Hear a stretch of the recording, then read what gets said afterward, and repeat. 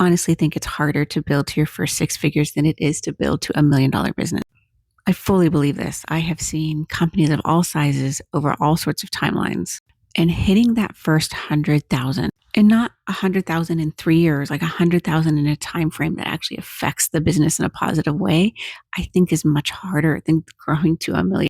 And there's two main reasons I say this. And there's one main reason why I'm telling you this now. Because if you were going to build your six-figure business and you're struggling, I want you to consider these two pieces.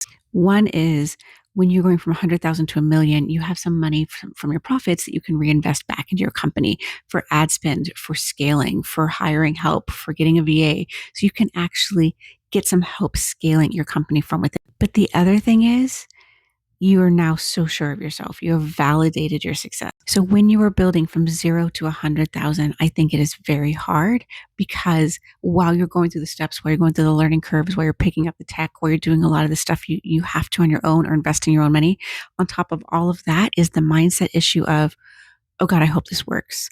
When do I know when I should quit? How do I know if this is working? How do I know if I'm doing something wrong? How do I know what I'm doing wrong?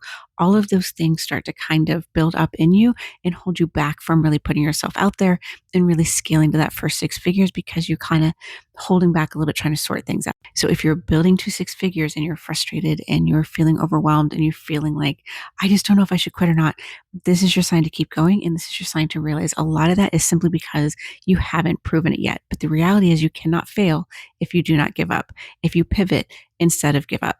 If you stay in it and you stay committed, you will get to where you're trying to go. You just got to keep moving forward.